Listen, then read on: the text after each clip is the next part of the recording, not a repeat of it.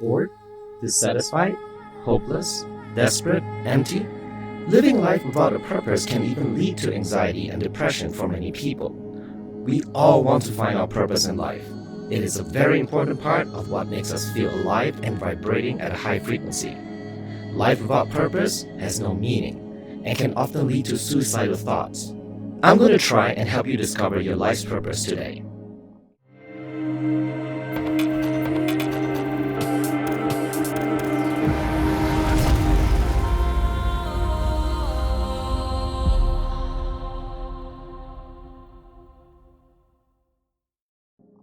Namaste, Sacred Masters. I'm Dr. Iwas Shadow Work NLP Manifestation Coach, and I'm here to help you with your shadow work and manifesting questions, as well as give you tips on new ways you can practice your self-growth. So don't forget to subscribe for Grow Both Your Numbers on Tuesdays, Pick a Card Shadow Work on Thursdays, and Shadow Work Manifesting Tips on Sundays, so that you don't miss anything that can improve your life and find your light in the darkness. I wanted to talk to you about finding your life's purpose today.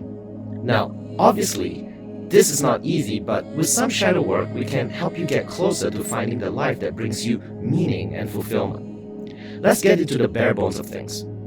A lot of times, the reason why we feel life has no purpose is because we are not in sync with what we are taught versus the authentic us. You see, right now, we are being filled with so many influences. What do I mean by that? Well, ever since you were born, you were already taught what is appropriate, how to act and behave, and sometimes even what you should like. Because our parental figures are trying their best, they can only teach you based on what they know. When you started going to school, you learn to adapt to the cultural and social rules that everybody does. Ask anybody who has switched schools, and they will tell you that social and cultural norms are completely different, and it's like learning how to act and behave all over again. Thus, your soul is filled with so many rules on what to do, how to act, and sometimes even what you should like. Children in India are encouraged to be engineers if they want to be respected. Children in other Asian countries are encouraged to be doctors and prioritize education over everything else. So what happens is that when you're filled with all these social reverberations, as I call it, is that you find yourself less and less authentic and more of a product of social and cultural norms. Existential nihilism is born. So, how do we change that?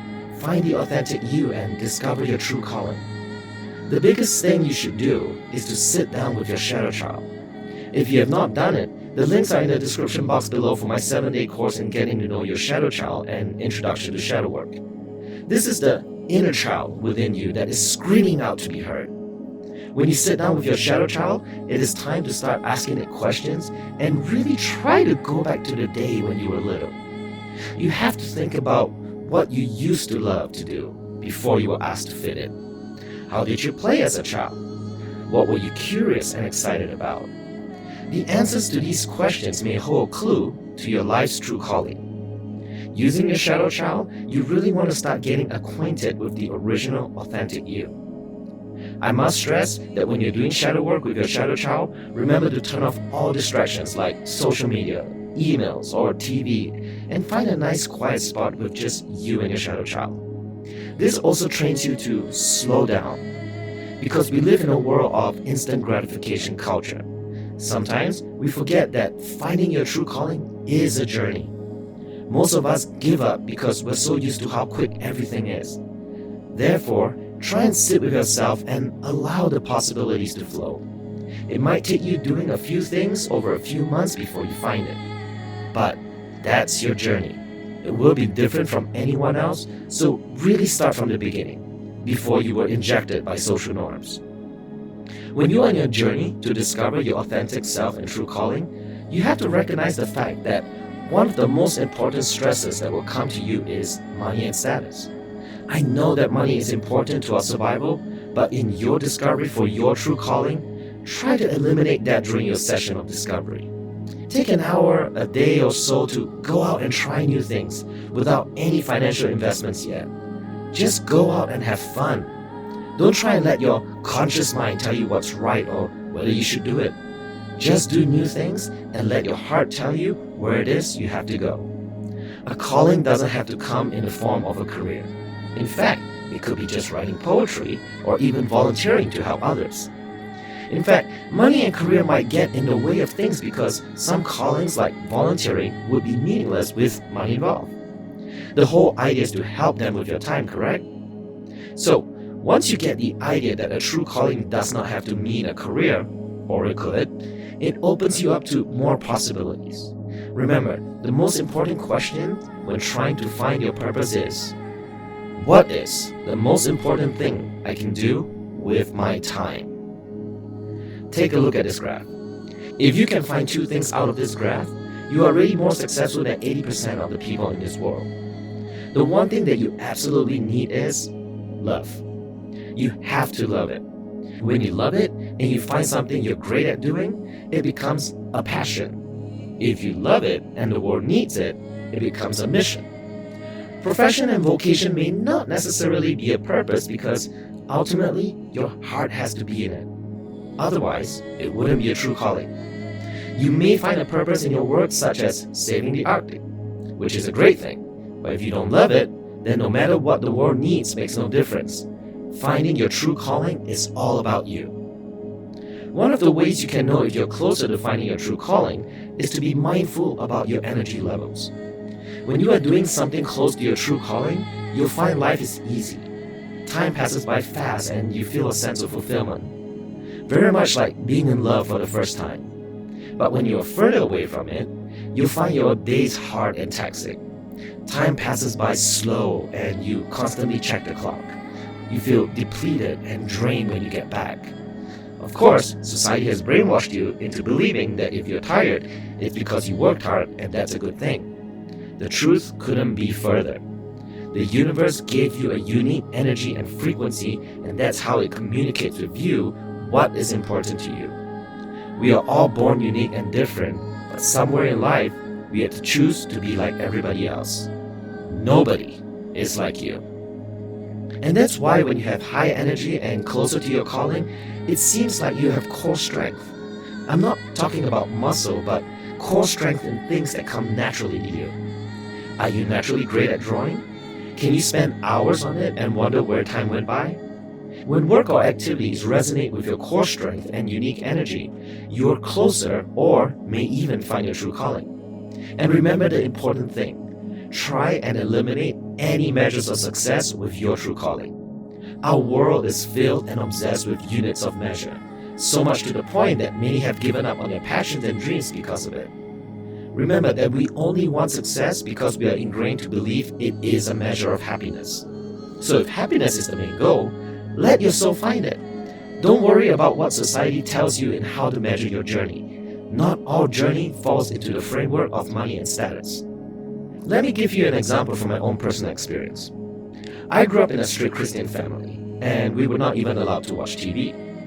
By the time I was 14 years old, I discovered I had a joy for watching movies. This joy turned into me chasing the success of becoming a film director one day, and sure enough, I was the first Singapore filmmaker to make a Hollywood movie. You can easily Google me under my birth name, Perry Teo. Dreams come true, right? Completely wrong. I ended up feeling drained and depressed. But why, would you ask? I get to realize my dreams, make a living out of it, and do what millions can only wish for. That's because I was surrounded by people who are sharks, abusers, and generally fake people. It did not resonate with my particular energy levels. At the time, I was also doing my doctorate and discovered I liked helping people. I did enjoy moments when people in the industry, jaded and drained from chasing their dreams, came to me to talk, and I really did enjoy helping them out. Now, I also knew I had a penchant for equipment, editing, filming, things I picked up along the way as a filmmaker. And I also love dark aesthetics. And voila! Dr. Iwas Yukehi was born with this shadow work channel. Now, I don't know if this channel is my true calling yet, but what I do know is that I'm closer to discovering it. This channel is as close to me finding my true calling than as a Hollywood director. But if I had to compare my success rate in terms of social and status proof, this channel is considered a failure. I don't have many subscribers enough to even be a bleep on YouTube. I may get 20 to 50 views on each video. The point is, I don't care. If I helped one person, I feel great inside. And I get to play with all my gadgets and editing software I love so much. So it really is a matter of getting to know yourself and be mindful about what your energies are telling you. Look for high energy and high frequency times and really start to observe what is making you feel that way. Slowly, you start to add on stuff like I did. That's your blueprint for your true calling. For me, I love dark visuals. I love playing with movie equipment, and I love helping people. So being able to combine what I know at this current point in my life helps me create a bigger blueprint and thus led me to YouTube. I ignore what people comment about my voice and my getup. I enjoy it.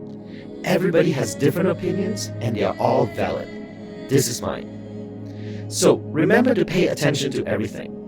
This may be a lot to absorb for now, but as I said before, take it slowly and you will discover your true calling. You just have to keep your eyes, heart, energy open and mindful to it all. If you've even found one thing you can start doing, that's a healthy first step. Even if it's a hobby, I tell many budding young filmmakers to start as a hobby. Take their phones out and shoot something. It's one step closer to discover your own uniqueness. Of course, I also see people who start making films and then, like me, feel drained by it later. Making films may not be my one true calling, but the money and status is certainly tempting in that I need it in order to survive. Who knows, maybe I can do this full-time one day. But I know I'm not rushing it, because the important thing is that somebody out there, like you, is gaining something from it. This makes me feel really good. I found that my career path as a filmmaker did not match with the authentic me, which is why this channel exists. In fact, that's one of the most important things you can start on, is to find your authentic self first. When you find your authentic self, you know that your true calling is also authentic. I made a video on finding your authentic self and how to do it. If you haven't seen it, it's a great first step to take in finding your true calling. I'll see you in that video. Namaste.